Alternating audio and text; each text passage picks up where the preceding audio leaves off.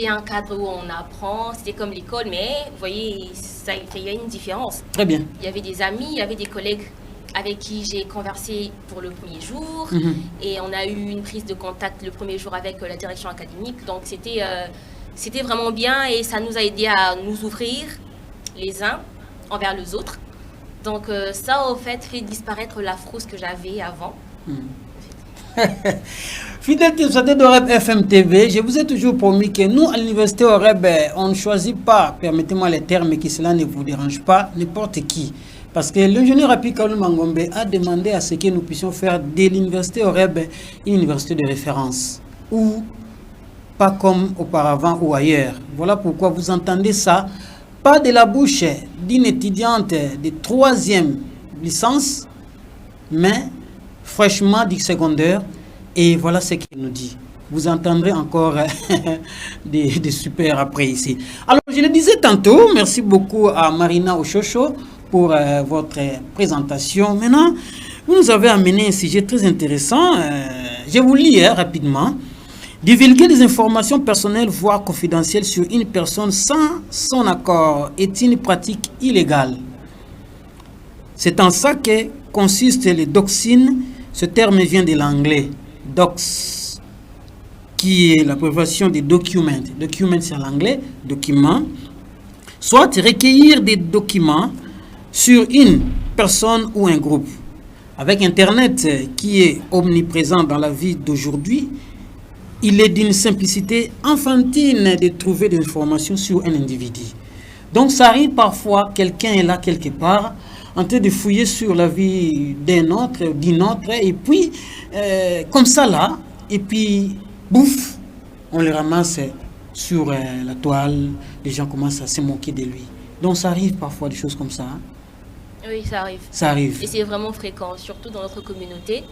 Ces genres de pratiques arrivent. Pourquoi elle a dit que ça arrive? Elle est en première licence en sciences juridiques, dans les droits. Alors, vous allez comprendre qu'ici, nous sommes en technologie ou en l'informatique, mais pourquoi nous avons, elle, dans la faculté de sciences juridiques, elle va nous amener dans ces terrains-là. Vous comprendrez, vous allez dire, waouh, c'est du bien. Tous les étudiants, ces camarades te suivent, il faut déjà leur faire comme ça, parce que si vous avez à dire, vous connaissez notre numéro WhatsApp, vous pouvez même mettre votre message, une contribution dans le groupe WhatsApp de l'université Oreb, comme je gère ça ici, nous allons lire votre message. Alors, avant de pouvoir revenir à notre étudiante, à notre invitée Marina Ochocho, nous allons rentrer ou partir chez Fils Poudi. Elle va nous présenter quelque chose où nous allons retrouver Marina Ochocho avant qu'elle-même puisse parler de cela.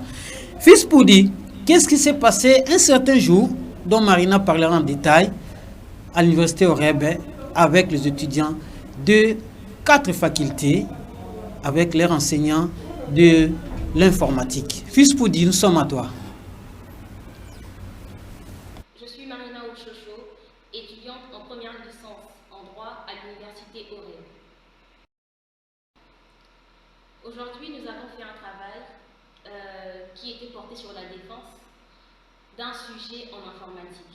Ça concernait au fait la cybercriminalité, généralement, mais nous, notre travail en groupe a été porté sur les mesures juridiques prises dans le monde entier et en RDC en particulier sur les revenge porn et la doxing.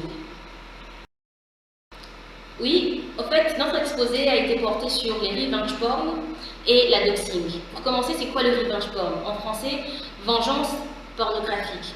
C'est au fait le fait de rendre public les informations intimes, c'est-à-dire les photos ou encore des vidéos intimes de personnes d'une manière, à caractère sexuel, sans son consentement. En fait, ça vise au fait à nuire à l'image de la personne. Quand on publie ces images personnelles, c'est-à-dire intimes, on nuit directement à son image et ça crée en cette personne un trouble psychologique pour la déstabiliser. Quand les informations personnelles d'un individu sont mises publiquement ou d'une manière publique, cela met en péril sa vie sociale. Donc ça va aussi, d'une certaine manière, la déstabiliser psychologiquement au fait. Et sans oublier que tout ceci est interdit par la loi. C'est une infraction. Sous d'autres yeux, des mesures juridiques qui sont prises sévèrement contre la cybercriminalité, entre autres le revenge porn ou encore la doxing. Il y a des peines d'emprisonnement de 2 ans par exemple au Canada, c'est la peine d'emprisonnement. Donc, si vous commettez cet acte, vous serez emprisonné pendant 2 ans de suite. Mais ici chez nous en RDC, nous sommes en mai. Mais ici chez nous en RDC, il y a un instrument juridique qui interdit formellement la cybercriminalité. Il s'agit du code numérique. Cet instrument, il interdit tout ce qui concerne la cybercriminalité, le fait de divulguer les informations personnelles d'un individu sans son consentement. Et il y a des sanctions qui sont accompagnées de ces interdictions. Waouh! Très intéressant. Elle est surprenante de voir que, waouh, monsieur Alpha, c'est moi là. Alors, revenons sur ce plateau. Marina Ochocho, tu te rappelles de cette image, de ces moments? Il s'est passé quoi? Fispoudi, on peut juste avoir, pendant qu'on parle, les images où ils sont en train de travailler sur cette défense-là. Nous, en cause, il n'y a pas de souci. C'était quoi ce jour-là et qu'est-ce qui s'est passé exactement d'une manière ramassée là? Déjà pour commencer, ça a déjà été une expérience pour moi, une très belle expérience. Ça m'a marqué à vie. Pourquoi ça m'a marqué à vie? Parce que je n'avais pas encore connaissance de ce qu'on avait abordé pendant l'exposé du cours d'informatique. En fait, le prof d'informatique nous avait donné un travail d'aller faire des recherches qu'on va défendre. Ce travail était porté, on avait 4 facultés réparties en 2 groupes. Donc, dans chaque faculté, il y avait 2 groupes, en fait. Là, il y avait l'informatique, l'économie, et il y avait aussi nous, les juristes. Je pourrais dire les juristes en devenir, en fait. Ceux de la faculté de droit. Notre travail était porté sur d'aller rechercher les mesures juridiques prises contre le revenge porn et la doxing. Ici, en RDC et partout dans le monde, en suivant l'actualité numérique. Et on a fait des recherches, on est venu, on a défendu. En tout cas, ça a été une très belle expérience parce que, comme je viens de le dire, je ne savais pas au fait. Oui, on voyait des images personnelles ou encore des photos de gens. Il y avait des photos des gens qui étaient sur Internet. Les gens ont été publiés d'une manière très terrible, des photos à caractère sexuel, mais on ne savait pas c'est quoi au fait. Mais à travers ce travail, j'ai compris que c'était au fait ce qu'on appelait le revenge porn. En français, la vengeance pornographique. Et cela m'a permis aussi d'avoir plusieurs connaissances concernant le sujet. Et c'était vraiment une belle expérience.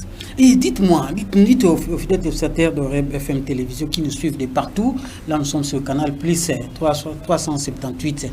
Je vous vois là-bas en train de défendre. C'est toi là qui es en train de parler. Est-ce que ce sujet-là, tu ne l'as pas une fois défendu en secondaire et qu'on sort, mais ça concerne quoi exactement? Pourquoi on peut parler de revenge porn et puis l'autre là c'est quoi? Doxine. Pourquoi tu as aimé qu'on en parle alors qu'il y a certaines choses qu'on dit que non, c'est du tabou, tout ça. Mais alors, essayez un peu de nous mettre dans les bains de ce que vous vous êtes senti ces jours-là. Déjà, premièrement, ce sujet, c'est en fait quelque chose qui touche directement, nous touche directement en tant qu'être humain, à travers dans le monde et particulièrement ici chez nous en RDC, où nous voyons il y a plusieurs personnes qui ont été victimes de cet acte dans le revenge porn ou encore le doxing. Donc il y a beaucoup de personnes qui ne s'en sont pas encore remis. Vous voyez quand les images personnelles d'un individu est publiées aux yeux de tous, cela crée en elle une sorte de frustration ou encore un trouble psychologique. Vraiment. Donc cette personne se sentira indignée. Il n'aura même plus de respect pour lui, mais en fait, il s'est dit que en fait, c'est fini. Pour moi, ma dignité, elle est partie parce que tout de moi a été publié, au fait. Vous voyez. Donc, c'est quand même un sujet qui nous touche, qui touche notre communauté, et c'est vraiment important d'en parler et de sensibiliser la communauté sur ce qu'est le revenge porn. Au fait, c'est quoi en fait le revenge porn? Parce qu'on parle du revenge porn boxing. Très bien. On doit quand même définir. Je l'avais dit, le revenge porn en français, vengeance pornographique, cette pratique au fait consiste à divulguer ou encore à rendre public les images à caractère sexuel, c'est-à-dire intime d'un individu, et de le mettre sur Internet. Oh Vous voyez? là. C'est ça. Et quant à au doxing, pardon, le doxing, au fait, c'est pareil qu'au revenge porn, mais c'est là, ce sont juste des informations personnelles de l'individu. Ça peut être un numéro de téléphone, son adresse email, son mot de passe, sa carte bancaire, etc. Au fait, c'est ça. Mais ce sont des sujets qui nous touchent encore parce que je dis qu'il y a des personnes qui ont été victimes du revenge porn et jusqu'à maintenant, ils se sentent au fait bannis de la société parce que ça, comme je viens de le dire dans l'interview, que en fait, ça mettait en péril leur vie sociale. Donc, une personne, imaginez un peu vous, vous avez été victime du revenge porn. Est-ce que vous sortirez encore d'ailleurs, vous marcherez comme avant? Non. Vous vous sentirez au fait lésé. Et au fait, vous aurez honte de votre propre personnalité. Vous voyez, en fait, c'est que ça crée dans la psychologie des gens, en fait. Oui, laissez-moi t'interrompre un peu, mais on est dans notre sujet, dans notre débat, parce que ce sont des débats qui sont très intéressants, ça se discute à haut niveau. Mais l'université Oreb, avec les niveaux de prestations que nous avons adoptés, nous avons choisi avec des qualités d'enseignants, voilà une étudiante de première licence, fraîchement du secondaire, elle arrive à nous présenter ces choses-là. Coup de chapeau à doctorant Isaka pour cette occasion. Alors, mais lui là, sur qui on est tombé dans le de faire de n'importe quoi, et puis on a trouvé. Comment on a trouvé ça? Comment on a trouvé ça? Je ne sais pas. Vous en avez aussi fait des recherches durant votre petit travail, et puis enfin, il a fait ça, il est libre, on ne va pas le poursuivre. Quelles sont les mesures d'application pour que finalement on peut quand même arrêter de telles choses honteuses? Merci pour la question. Déjà, il est à signaler que la cybercriminalité est punie par la loi. Oh. Vous voyez, il y a plusieurs mesures juridiques qui sont prévues pour sanctionner ces hackers ou encore les personnes qui exercent cette pratique aussi malsaine. Déjà, comme je venais de le dire, au Canada, il y a une peine d'emprisonnement, donc servitude pénale de 2 ans. Donc, quand vous le faites, vous serez emprisonné durant 2 ans. Mais ici, chez nous, en RDC, si, il y a des mesures juridiques qui prévoient au fait ces infractions, mais elles ne sont pas encore, comment est-ce que je peux dire, elles ne sont pas encore exercées. Vous voyez, parce que déjà, ici, en RDC, on a vécu vraiment le revenge porn. Je ne sais pas si vous vous en souvenez, les années passées, on a vraiment vécu, il y avait des images partout. On s'est réveillé un beau matin, les images intimes d'une fille a été publiées, d'un monsieur, même des autorités. Les sextapes, on a parlé, tout ça là. Vous voyez, mais est-ce que l'État congolais, en fait, poursuit ces personnes? C'est ça, c'est vraiment la question principale. Est-ce que ces personnes sont poursuivies? Est-ce que ces personnes ont été emprisonnées? Est-ce que ces personnes ont subi des sanctions face à ce qu'ils ont fait au fait? Là, on ne sait pas. Wow. Vous voyez, donc ici, chez nous en RDC, ce n'est pas encore appliqué, je pourrais dire. Mais nous apprenons qu'il y a un code numérique qui a été étudié par les parlementaires, et le président de la République l'a promulgué. Alors, que fait ce code numérique? Parce que dit la législation, c'est-à-dire les textes légaux, sont accompagnés par des mesures d'application. Je ne sais pas si vous en avez quand même parlé dans votre travail ce jour-là. Il y a les codes numériques, Marina Chocho, étudiante. Au fait, effectivement, il y a un code numérique contre toutes les infractions commises d'une manière numérique. Mais ce code n'est pas connu de tous, au fait. Vous voyez, moi-même, personnellement, je ne connaissais pas ça. C'est à travers ces travaux qu'on a fait que j'ai découvert qu'il y avait un code numérique qui, au fait, interdisait toute infraction commise d'une manière numérique. Moi, je ne savais pas. Donc, je ne savais pas. Aussi, je pense que c'est le cas pour certaines personnes, au fait. Si je ne savais pas parce que ces codes n'est pas respecté. Le code est là, la loi est là, mais la loi n'est pas respectée. Comme on le dit en latin, lege lata. La loi existe. Et aussi la lege ferenda. La loi existe, mais est-ce que la loi est appliquée? Le code numérique existe, mais est-ce qu'on respecte ce code? Les articles, y compris dans le code numérique, est-ce que ces articles sont respectés? Vous voyez? Très bon. C'est ça. Voilà pourquoi je disais que l'État congolais doit, en fait, trouver des moyens pour éradiquer cette pratique, en fait. Déjà de faire impliquer, d'impliquer la loi en ce qui concerne ces pratiques. Wow. Oui. Donc ça ne vous rend pas à l'aise, surtout les femmes, parce que quand les femmes sont publiées comme ça, là, ça touche là, et puis les cachets, il y a même, paraît-il, qui s'amène à des suicides là. Une personne peut dire, bon, je n'arrive pas à supporter ça, je me suicide là, tout ça là. Merci beaucoup à Marina Chocho pour des éléments un peu profonds là. Même moi-même, je me suis dit, mais une étudiante de première licence à l'université Oreb, allais-je dire, dans la faculté des sciences juridiques, nous donne des éléments profonds comme ça. Et vous, qu'est-ce que vous attendez pour venir nous rejoindre? Oui, le temps avec Fils Poudi, c'est à calculer. Laissez-moi, nous puissions petit à petit chuter sur notre sujet. Et est-ce que tu fais sciences juridiques, les droits? Les éléments dont nous parlons ici, revenge porn, doxine, tout ça, ce sont les termes qui semblent sortir de recherches scientifiquement technologiques. Est-ce que tu es à l'aise de participer à un travail, à défendre, alors que ça touche la technologie? Et enfin, ma question est celle-ci. Il y a un lien entre le droit et l'informatique dans votre travail ou dans la vie sociale dont tu défends ici des choses? Merci pour cette question aussi intéressante. Déjà, franchement, pour vous dire la vérité, quand j'ai vu dans l'horaire qu'il y aurait un cours d'informatique, je me suis dit, mais je fais le droit.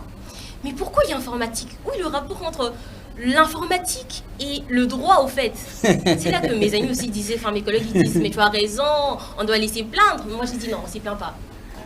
On attend de voir ce que ça va donner, au fait. Peut-être que ça sera intéressant, peut-être que ça ne sera pas comme l'informatique du secondaire, parce que si c'est pareil, je ne vois pas en quoi ça me sera bénéfique en tant que juriste.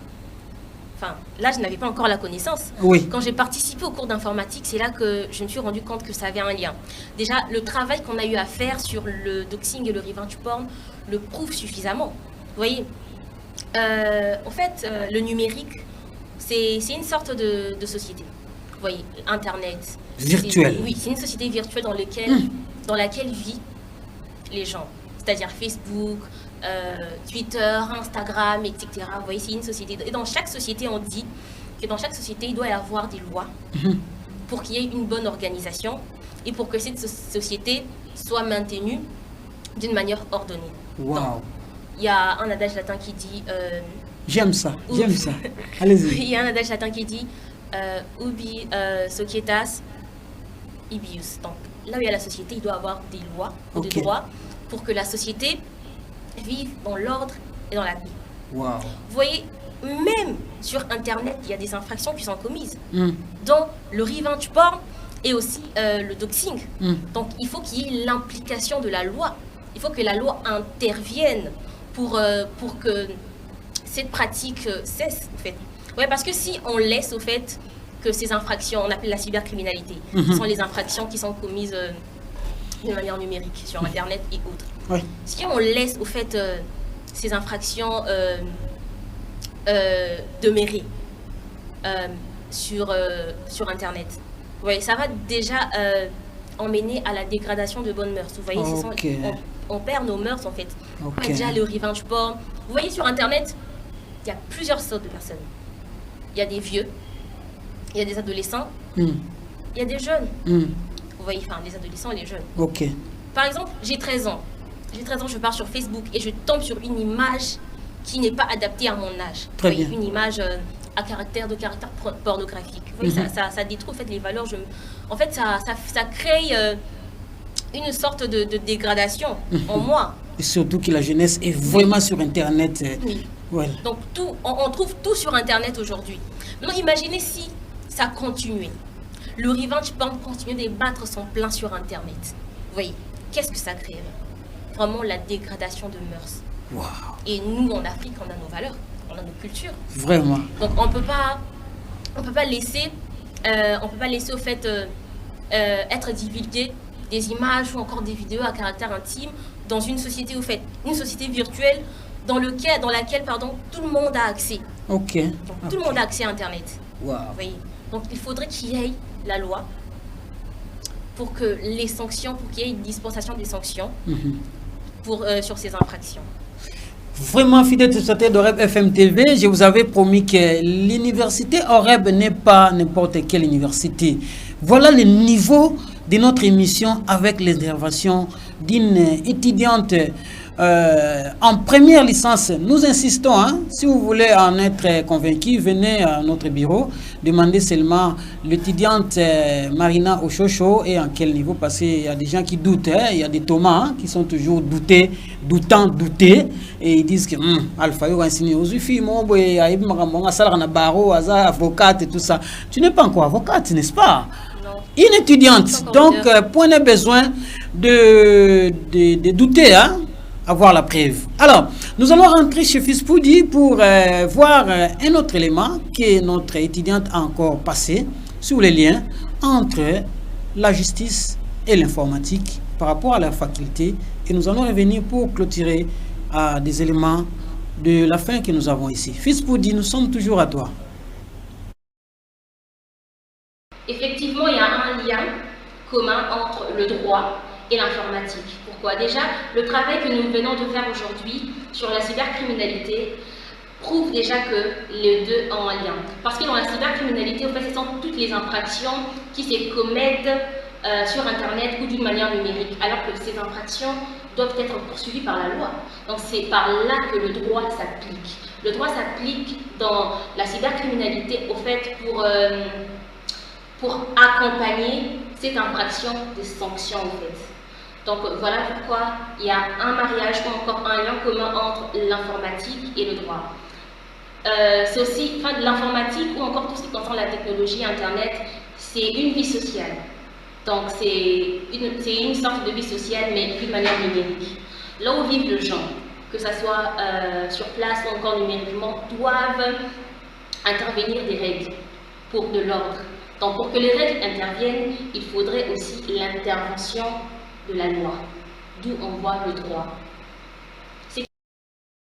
Et ce qui fait la symbiose de ces deux éléments qui est l'informatique et le droit. Merci. Une très belle expérience pour moi. Déjà avant ça, je n'avais pas la connaissance de la doxing ou encore le revenge porn, mais à travers cette expérience ou encore cette défense, j'ai pu acquérir de connaissances. Déjà, je veux devenir avocate, ce sont des connaissances très importantes pour un juriste aussi. Waouh! Vous avez vu qu'elle a la cohérence. Tout ce qu'elle dit en direct avec nous, vous les fidèles téléspectateurs Oreb FM Télévision, et tout ce qu'elle nous a présenté lors de l'interview après la défense, il y a la cohérence, il y a et Kokana Ndibabalingala, Azo Tatonete, tout ça. Ça, c'est la formation à l'université Oreb. Alors, Marina, tu penses que les autres peuvent quand même apprécier ce que tu es en train de dire ou bien tu veux que seulement t'écoutent? Oui, je pense qu'ils doivent apprécier.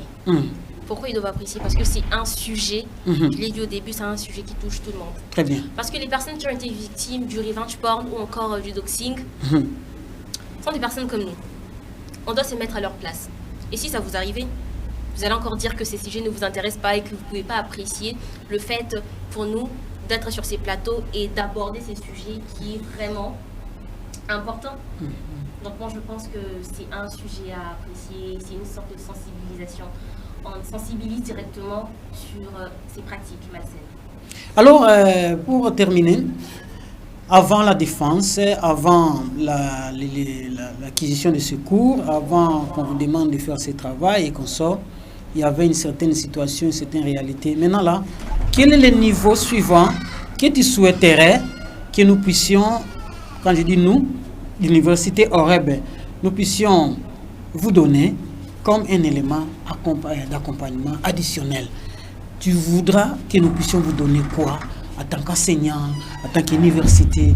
Tu es venu chercher quoi à l'université dès lors que tu commences déjà à découvrir de meilleures choses? Qu'est-ce que tu nous demandes comme travail? Merci. C'est une question intéressante, vraiment intéressante. Et je dirais que déjà, je suis vraiment heureuse. Vraiment heureuse d'être étudiante à l'université Oreb. C'est quelque chose qui n'est pas donné à tout le monde, vous voyez. Il y a aussi des jeunes filles, des adolescentes qui aimeraient être à ma place. c'est-à-dire étudier dans une bonne université, acquérir de bonnes connaissances pour enfin devenir quelqu'un dans la vie, mais elles n'ont pas tout simplement les moyens requis, vous voyez. Donc, moi, je suis heureuse parce que je me dis que j'ai étudié dans une université où il y a une très belle formation déjà. Parce que, je vous ai dit au début, hein, moi j'ai tout dit au début, j'ai dit que j'avais aucune connaissance en ce qui concerne le revenge porn. Ok. C'est quand j'ai suivi les cours d'informatique que le professeur en a parlé. Enfin, il a juste parlé de grandes lignes et il nous a dit allez faire des recherches. Et vous m'emminerez ce que vous allez trouver sur Internet, sur les livres, etc. Et on a fait des recherches, on a acquis de connaissances, en fait, voyez. Donc moi j'aimerais encore qu'on évolue avec ces systèmes, qu'on évolue avec cette façon de faire les choses, avec cette méthodologie, parce que c'est vraiment important. C'est vraiment important de laisser au fait les étudiants découvrir des choses d'eux-mêmes. Vous voyez, on découvre des choses que peut-être les professeurs eux-mêmes ne savent pas. Et quand on en parle, ils se disent oui, en fait, je ne savais pas, mais vous m'avez appris quelque chose maintenant dans votre défense. Ça, c'est le LMD. Oui, c'est ça, le système LMD. Très bien. Oui, et la méthodologie dans laquelle la méthode que l'on adopte à l'université au REB. Moi, je pense vraiment que c'est une bonne méthode. Voilà. Waouh! Et une question curieuse qui mettra fin à notre émission. Vous êtes allé faire des recherches. Chez nous, les recherches, ils ne vont pas ailleurs. Hein? Je suis moi-même chargé des logistiques de l'université OREB.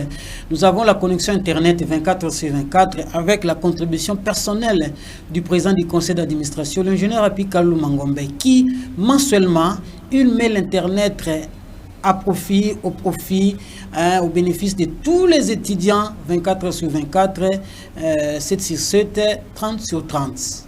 Et c'est là de manière illimitée. Je vous le confirme, elle est là. Alors, quand vous allez vers ces internets pour faire ces recherches, vous ne rencontrez pas les revenge porn avec les doxines là-bas. Et si oui, comment vous avez fui, ou sinon, comment vous avez fait? Parce que c'est une question curieuse. On va essayer de rire, mais on est dans la science pour clôturer notre émission. Bon, moi personnellement, ça m'est jamais arrivé. Mais un jour, mon collègue m'a dit qu'il était sur ce moteur de recherche qu'on appelle Phoenix. Vous connaissez Phoenix? Il était là, je ne sais pas ce qu'il faisait en tout cas. Je ne sais pas ce qu'il recherchait. Et du coup, il y a eu une sorte de notification. Où on lui dit d'aller rejoindre un site, d'aller voir ou encore visiter un site pornographique. Mais il s'est dit, je ne visite pas ce site déjà. Et je suis sur Phoenix et les recherches que j'étais en train de faire sont complètement différentes à ce que la notification m'envoie au fait. Vous voyez? Donc, d'où je dis que ça arrive souvent qu'on rencontre ce genre de choses. Même sur Facebook. Je peux entrer sur Facebook pour suivre une émission. Par exemple, cette émission sera diffusée sur Facebook, vous avez dit non, avant qu'on vienne ici, sur le plateau. Et supposons que ma mère ou encore ma petite sœur se disent que bon, je vais aller suivre Marina, ce qu'elle a dit sur Facebook, sur la page officielle de l'université. Et quand elle entre sur Facebook, elle tombe sur une image non appropriée. Non mais qu'est-ce qu'elle imaginera au fait? Oui, donc c'est partout au fait. Oui. On peut le rencontrer partout, même si dans certains sites, dans certaines applications, il est formellement interdit quand vous publiez une sorte d'image à caractère sexuel, vous serez banni de la communauté.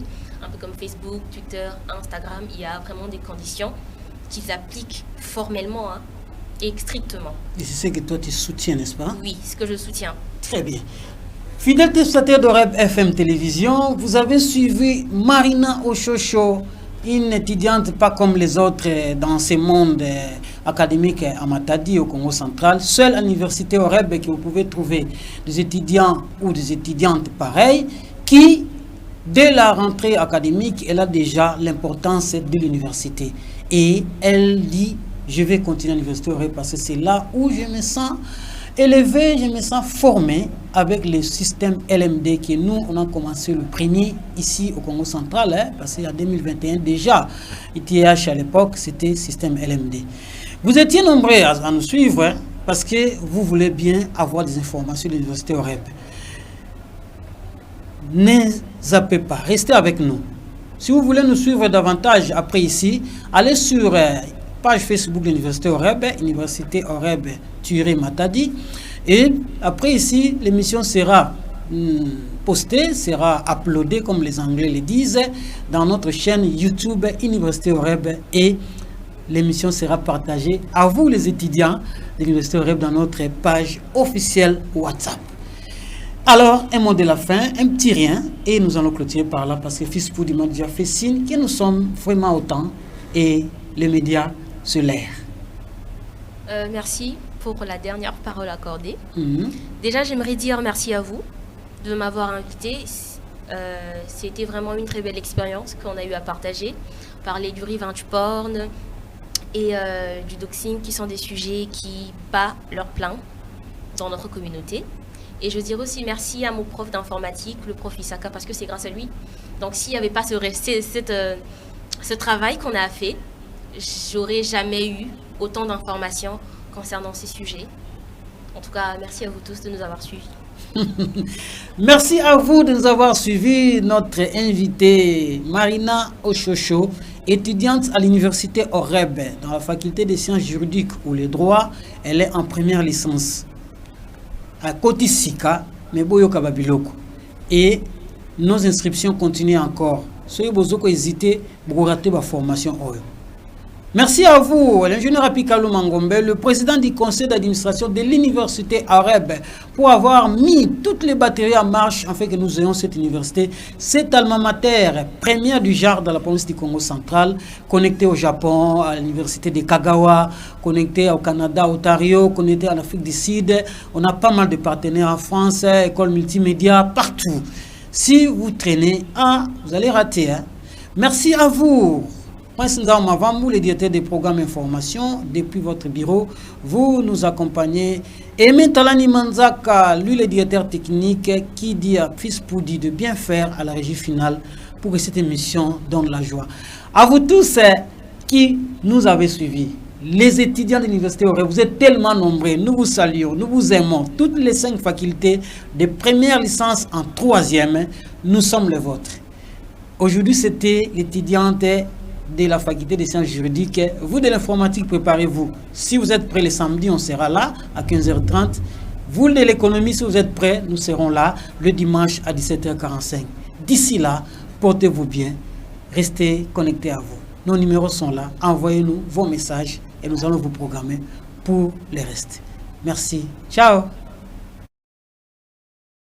Effectivement, il y a un lien commun entre le droit et l'informatique. Pourquoi? Déjà, le travail que nous venons de faire aujourd'hui sur la cybercriminalité prouve déjà que les deux ont un lien. Parce que dans la cybercriminalité, en fait, ce sont toutes les infractions qui se commettent sur Internet ou d'une manière numérique, alors que ces infractions doivent être poursuivies par la loi. Donc c'est par là que le droit s'applique. Le droit s'applique dans la cybercriminalité, au fait, pour accompagner cette infraction des sanctions, en fait. Donc voilà pourquoi il y a un mariage ou encore un lien commun entre l'informatique et le droit. C'est aussi de l'informatique ou encore tout ce qui concerne la technologie, Internet, c'est une vie sociale. Donc c'est une sorte de vie sociale, mais d'une manière numérique. Là où vivent les gens, que ce soit sur place ou encore numériquement, doivent intervenir des règles pour de l'ordre. Donc pour que les règles interviennent, il faudrait aussi l'intervention de la loi, d'où on voit le droit. Et ce qui fait la symbiose de ces deux éléments qui est l'informatique et le droit. Merci. Une très belle expérience pour moi. Déjà avant ça, je n'avais pas la connaissance de la doxing ou encore le revenge porn, mais à travers cette expérience ou encore cette défense, j'ai pu acquérir de connaissances. Déjà, je veux devenir avocate, ce sont des connaissances très importantes pour un juriste.